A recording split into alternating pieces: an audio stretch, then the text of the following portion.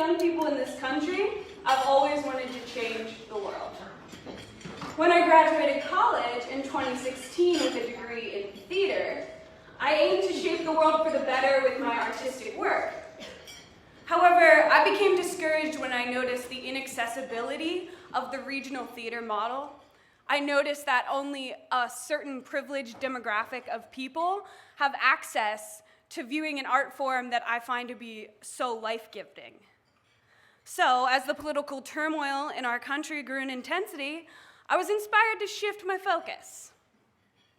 I took off on a period of traveling, where my mission was to serve and to spread joy. I wandered throughout the United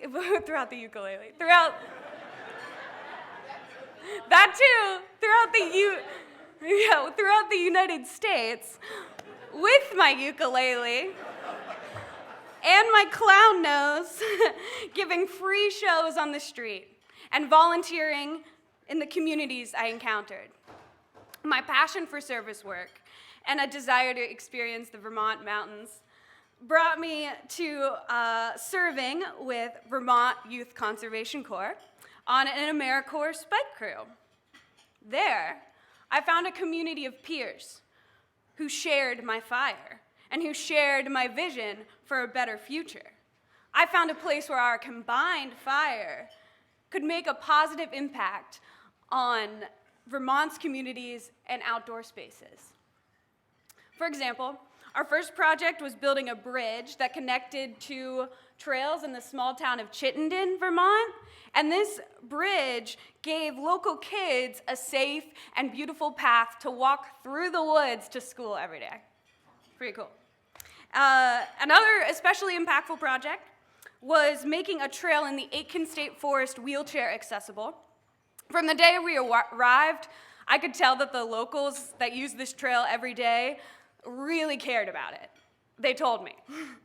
And I was proud to know that even more members of the surrounding community could get to know this piece of the forest too, especially those that aren't often considered when we build trails.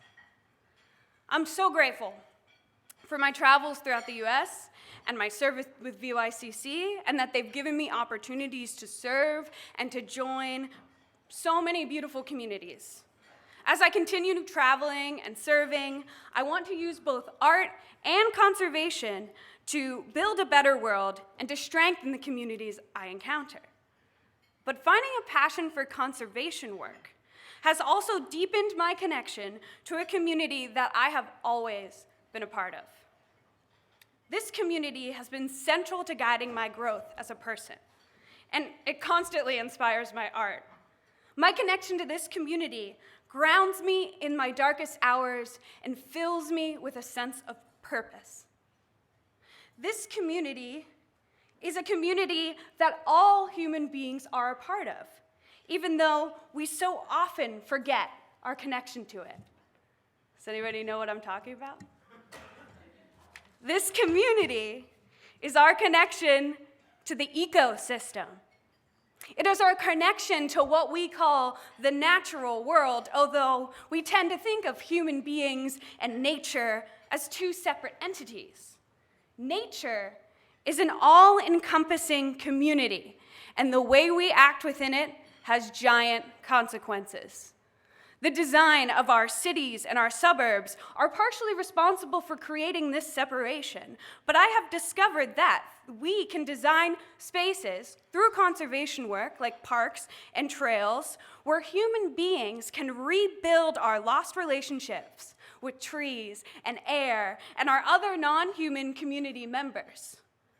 At the center of creating a healthy community is creating deep relationships.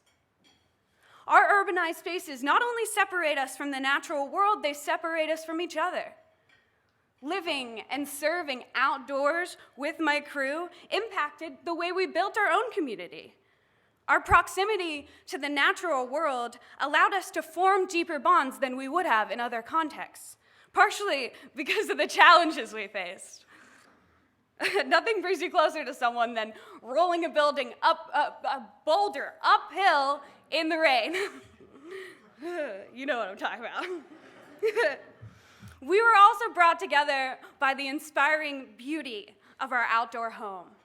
Encountering the awe of a beautiful landscape can zap you into the present moment and provide a connection with each other that we all crave.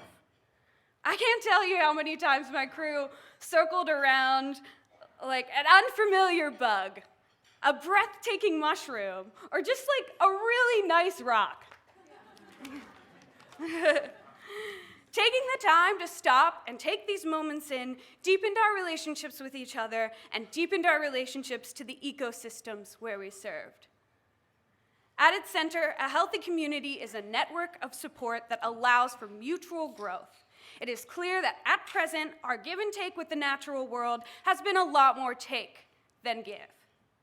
If we take time to consider non-human needs and put them at the center of our work, I believe we can use our work as a way to give.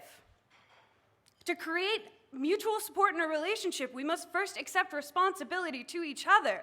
I'm sure the majority of this audience knows the devastating effects of being irresponsible community members. I know many here are committed to doing what we can to heal the damage done.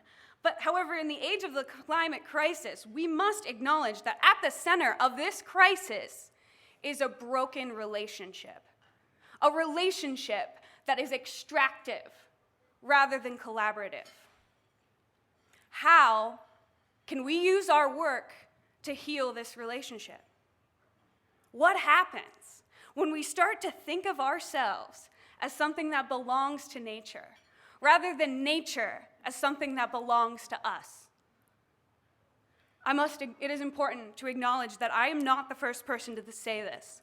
The indigenous people of this land we now call this America have known this all along. How can we learn from those who have been speaking this wisdom for generations? How can we center their voices, indigenous voices, in the conservation conversation? Furthermore, how can we use our work to learn from the non-human members of our all-encompassing natural community? What can they teach us about what it takes to make a community thrive? We see beavers creating habitat for salmon. We see fungi facilitating growth all along the forest floor. How can our work be a part of that? Thank you.